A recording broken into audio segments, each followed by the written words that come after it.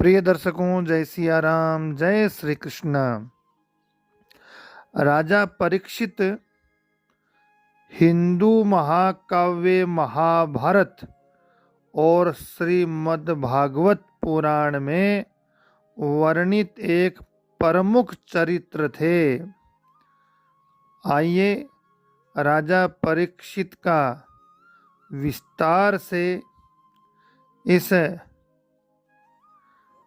राजा परीक्षित की कहानी जानते हैं। वे कौन थे और उन्होंने क्या क्या किया, कलयुग कैसे प्रवेश हुआ, इस सब वृतांत को धार्मिक शास्त्र सम्मत कहानी के माध्यम से जानेंगे।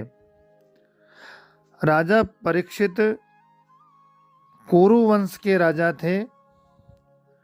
उनका परिचय जानते हैं तो राजा परीक्षित अर्जुन के पुत्र और अभिमन्यु जो महाभारत युद्ध में शहीद हुए तथा उत्तरा के पुत्र थे। महाभारत युद्ध के दौरान अश्वत्थामा ने ब्रह्मास्त्र चलाकर गर्भ में ही उन्हें मारने की कोशिश की थी, लेकिन भगवान श्री कृष्ण ने अपने कृपा से उनकी रक्षा की और उन्हें जीवन दान दे दिया। इसलिए उनका नाम परीक्षित पड़ा, अर्थात जो परीक्षा में खरा उतरा, परीक्षित उनका नाम रहा।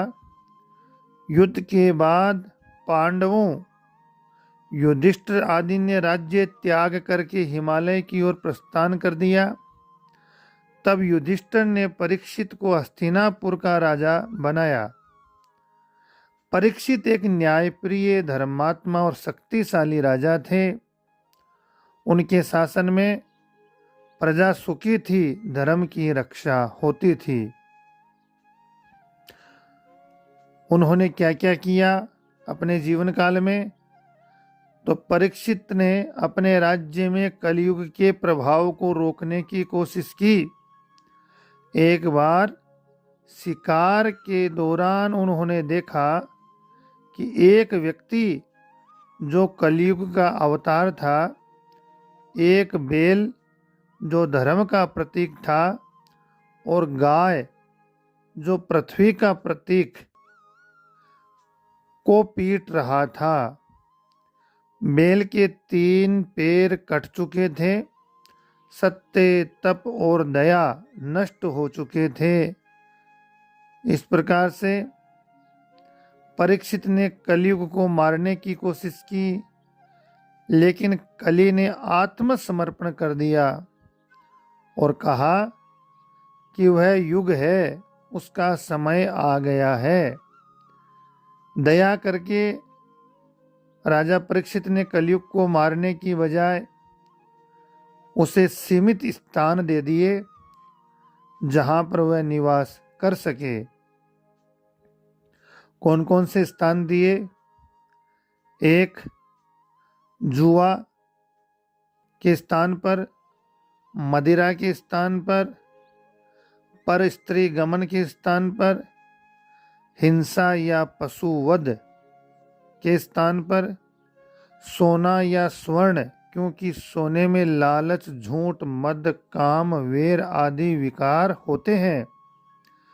इन 5 स्थान दे दिए कलयुग को रहने के लिए राजा परीक्षित ने। इसके बाद में एक घटना घटी। शिकार में थककर परीक्षित एक आश्रम में पहुंचे जहां समीक ऋषि मौन व्रत में ध्यान कर रहे थे। प्यासे परीक्षित ने पानी मांगा, लेकिन ऋषि ने उत्तर नहीं दिया। कलयुग का प्रभाव था।